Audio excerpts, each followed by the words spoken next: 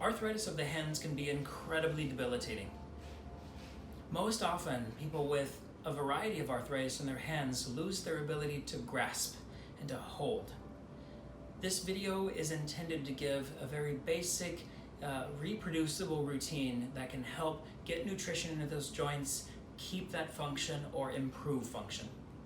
My name is Dr. Woodard, and I'm a physical therapist, and in conjunction with CreakyJoints, we're bringing you this video to either do maybe first thing in the morning, perhaps you take these exercises and do them throughout the day, and they should be at your tolerance.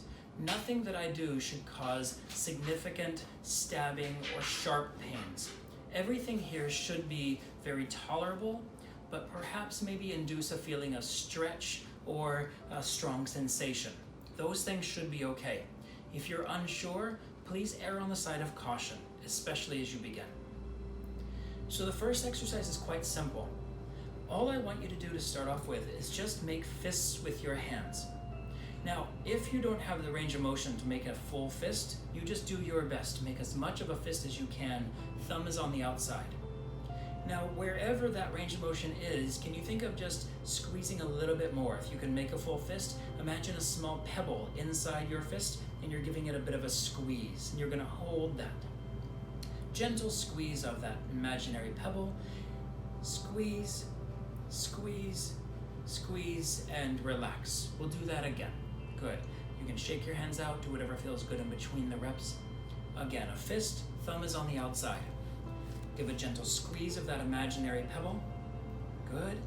Now again, this could feel like a good sensation into your joints, but no sharpness, no stabbing.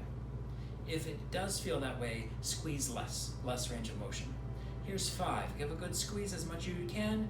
3, 2, 1, and now relax. Great. Nice start. The next exercise is the exact opposite of that. Instead of making fist, we're going to make our hands as big and open as possible. So bring your hands up, and I want you to imagine your fingers are as far apart from each other as possible. You're also going to think of extending your wrist backwards, so you're like trying to lift them up towards the ceiling.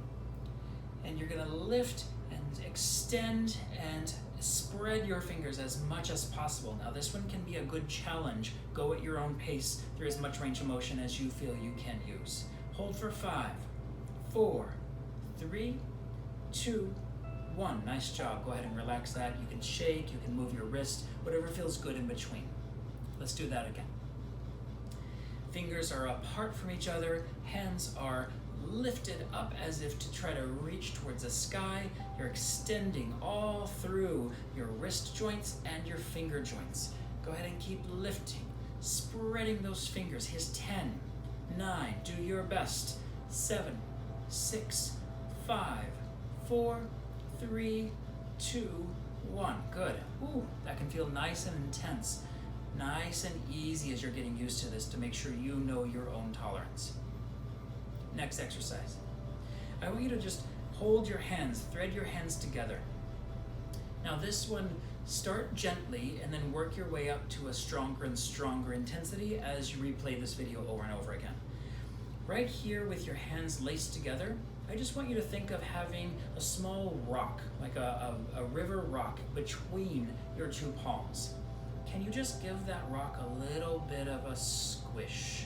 So you're trying to compress. I'm using all of my finger joints and muscles and my thumb joints and muscles to give that rock as much of a squeeze from all sides as possible. Good. Now you can see my fingers are starting to turn colors. I'm squeezing quite strongly. I want you to squeeze at the level that is appropriate for you. Again, you'll know by if there's a sharp pain, you stop. 3, 2, 1, and relax. Good.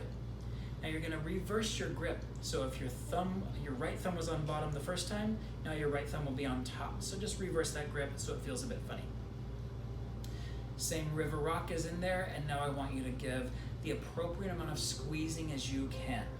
Now, if you're watching the video, if your hands are here and that's as far as you personally go, no problem. Just give a little bit of a squeeze in that range of motion.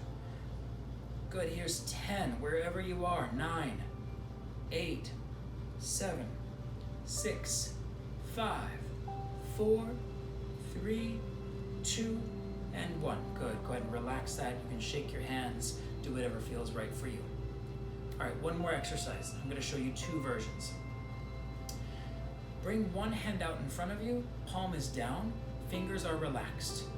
Just relax that hand down and let your wrist just flop towards the floor.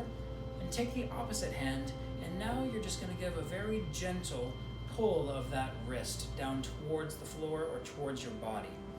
So you can see here, I'm just bringing my wrist into this motion. Now that's a lot of movement for your carpal bones, your wrist bones. No sharpness here.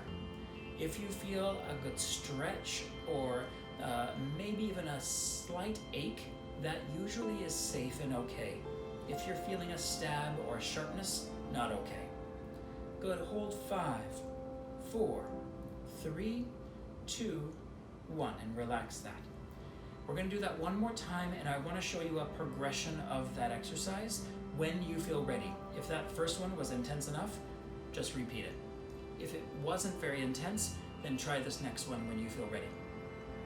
Same idea, your palm is down, but now you're going to make a fist.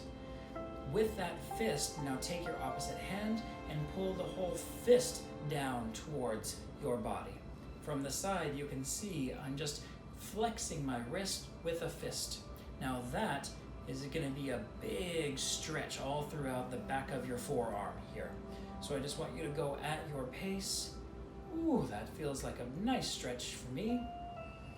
Elbow is straight, holding it for 5, 4, 3, 2, and 1. Good, relax that. Beautiful. Okay, we're going to do those exact 2 exercises over here on the opposite arm.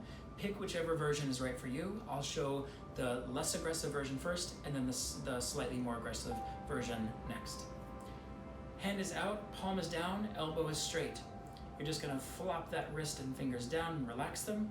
Opposite hand will grab the back of your hand and just give a gentle pull until you feel a stretch in your wrist and or into the back of your forearm. These are your finger and wrist extensors. A gentle pull. Your shoulders are down, relaxed, and you're breathing. And you're going to hold this for 5, 4, 3, 2, 1. Good, relax that. Last one. This again is that slightly more aggressive version. Arm is out, palm is down, making a fist, and now opposite hand pulling that entire fist down. Again, if this is too aggressive, folks, just go back to the original version. Also, if holding it for as long as I'm holding it is too intense for you, just stop whenever you feel you need to. Ignore me completely.